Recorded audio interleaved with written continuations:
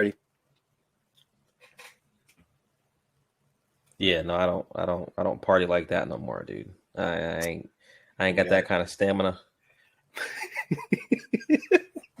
What you got in you though? No, What you got? About a half an hour? I I got a couple hours in me. Okay, If I had a nap earlier in the day, you know what I mean? that's crucial. That's crucial. Like if we're gonna go out at like 9 o'clock, Mhm. I need to take a nap from like 4 to 6. That's fair. That's fair. You know, otherwise I'm not gonna make it. You'll be- Otherwise I'm not gonna make it. I'm not gonna make it. Look, man, we're not young and nimble anymore. You know what I mean? We're old dudes. We're washed. You gonna be slumped over, bro? Well, welcome back, everybody, to another episode of the New Block Nerds podcast. I'm your host, Chris, aka Prince, with the homie Duran, aka Medic Grizzly. Duran, how we doing, bro? Doing good, bro. How you feeling today? I'm good. I'm good. I'm good. A little tired, but I'm good. I'm here. I am ready to dive back in. Guys, welcome back to another iteration of our Tuesday Thrones podcast. This is a series we're doing where we're going through all the books of A Song of Ice and Fire, chapter by chapter, and breaking them down. So this week we are in a Game of Thrones book 1, Bran 2. So Duran, the last time we saw Bran was directly after the prologue. After he had went and saw the Night's Watch deserter beheaded. So this chapter we get a little bit more of Bran when he's not around, like his family. We kind of get a glimpse of like the real Bran, not Bran, the son of this great lord. And he has a bit of a climbing hobby, let's just call it. So Deron, we were kind of talking off air a little bit about this. Like, what did you feel like knowing where Bran is, you know, towards the end of the story, or, you know, how far the show took it? Reading this passage now and kind of seeing a lot of foreshadowing for who Bran is going to become, like later on. I felt that this, like I said before in prior pod, and I am doubling down right now. The show did not give the first sequence of this book justice at all. It fast forwarded to the meat and potatoes, which was this chapter right here, to get the audience captured inside of it. But man, the dynamics of this family and how Bran is like the adventurer. He's the Tarzan of the family. He's going to go out and do things. He's not like the rest. He's not at all. He's so ambitious. Remember, he had the pony at first. Now he's talking about, yeah, I'm going to go with my dad. I'm going to get my big horse. Going to say his buys. He still has a soft spot because he knows that's what's home. And then he has a thing for climbing. His mom, of course, the lady's on my list of most disliked characters of all time. She did not want this man to climb. But Edward Stark was like, yo, you're going to climb. Just climb. It's who you are. Enjoy it. Embrace it. So he keeps on venturing, and he knows things about this land that no one else knows, bro. He knows passageways. He knows what's been inside here, who's been over there, because he climbs and no one looks up. He says it inside the book. No one looks up. So it's like he is in his own world, and knowing at the end and towards like he sees everything, it just like encompasses all of it, of who he is. He's his own man. Yeah, it's a great mirror to like where he ends up being later on when he meets Bloodraven. Yeah. Because he even says in the chapter that you know, like he felt invisible, like he could see everyone but no one could see him, right? Which is exactly the kind of thing that you would imagine him thinking of when he's with Bloodraven, right? Kind of like the eyes in the trees kind of a situation. So it's a great mirror, I think, to just like Bran's journey as a whole. And again, it's just one of those things that George does so well, that he gives you those little nuggets where the second time reading it, you're like, okay, I see what you were doing. You were signaling to this thing happening later on. So Bran's climbing. Obviously, we know the dangers and everything like that. I do like a little bit of the exposition that like you get through Bran, because he's talking about how everyone's going to leave Winterfell. So we kind of, through Bran's chapter, we get a little bit more information about who's going, who's staying, stuff like that. So we know Robb is staying because obviously there has to be a Stark in Winterfell. but Bran would be going to King's Landing. Sansa, Arya, his father, obviously, and their retainers.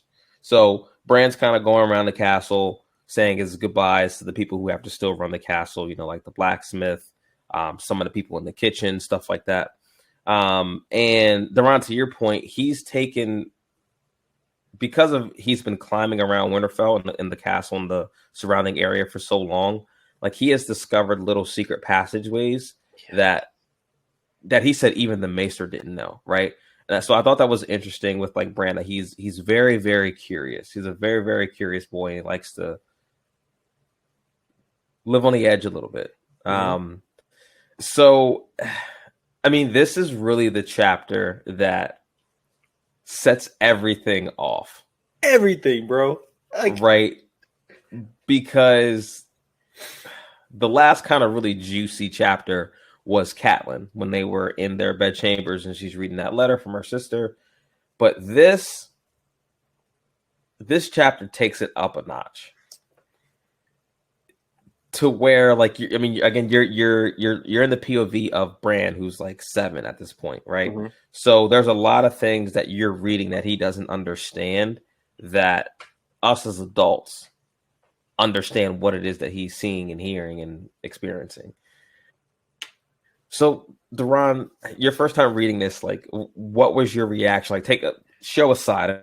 Obviously there are some things that we know from the show, but show aside, like, your first time reading it back, like, were you on pins and needles the way that I was, like, my first time reading this? I was, and I was also like angry at myself that I seen the show, because the way it was written, he was so excited about the future and what was going to happen, that he was considered a man now. He's going to start doing different things, being out there, seeing how everyone develops. And then just like that, it was taken, like almost like it was taken away from him, doing the one thing he loves so much. And the fact that, like, even shows, like, it didn't just go, oh, pop, surprise, I see who's in there. It showed like him being patient, like, okay, if I move, who's supposed to be in here? All right, I want to know what's going on. I recognize one. Let me creep a little bit. Like, it just shows like his patience and like his dedication to find out what was happening. And I was like, no, don't do it. Just stay back there, bro. Just go back. Don't move. Because we all know what's going to happen, unfortunately, right? Like, we saw the show before we started reading the book, so like we know what's happening. And I think it's such a shitty situation, right? Because obviously we see it's Jaime and Cersei messing around. And I've seen people talk about this. Mm-hmm.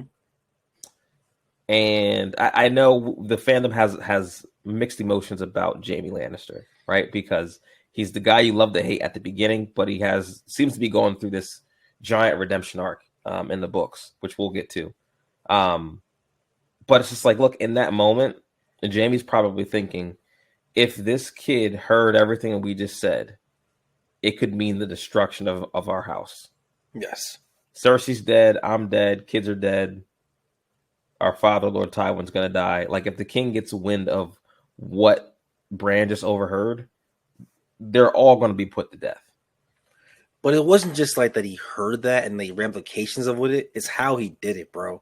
Like, he was like, first of all, he's plotting. So, of course, Bran's like, yo, they're talking about my father. Let me get a little closer. Who is it? So, Bran's on a snitch. He's definitely right back at snitching. There was no question about that. And then he's like, how old are you, son?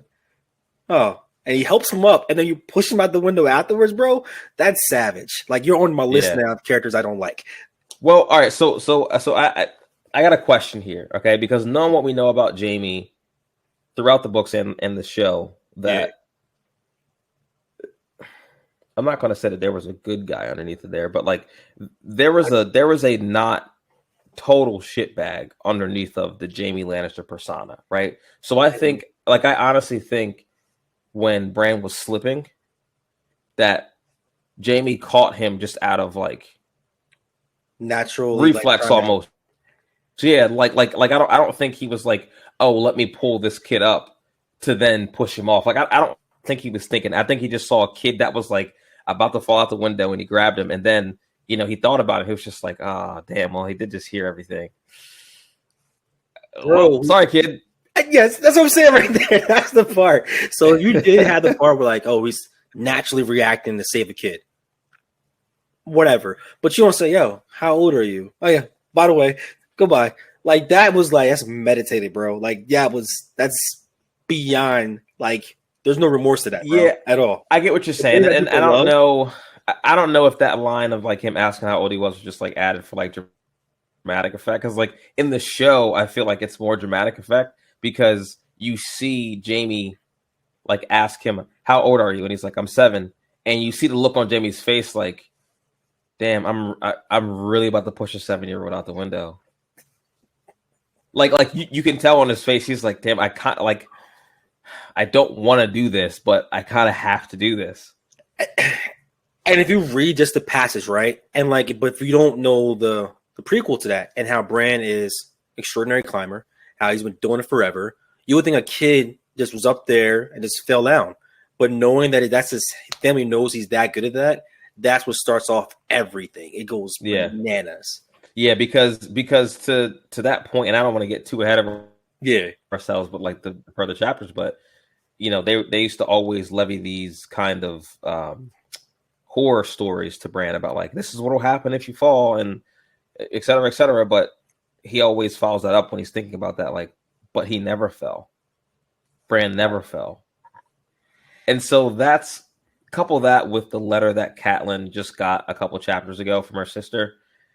This is when the story really starts to pick up steam and when it really starts to become like what we know and love as the Game of Thrones, because it just, oh man, what things could have been if none of this happened.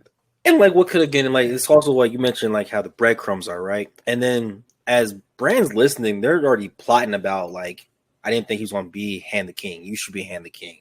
I should have, like, they were already like saying, like, my plans are already ruined by the Starks being involved. And then on top of that, you just like throw out his kid. Like, what are you doing, bro? You're asking for disaster. Yeah. Yeah. I mean, and in their defense, the intent was for him to die. Absolutely. Obviously. Right. Because then you could just say, hey, look, he was known for climbing. Y'all said it was dangerous. He fell, split his wig. It happens. Bloop. And people would have suspected something, but you couldn't prove it. Yeah. Right? Like you couldn't prove it. And there's reason to believe a kid who climbs this much, eventually he was going to fall. All right. So,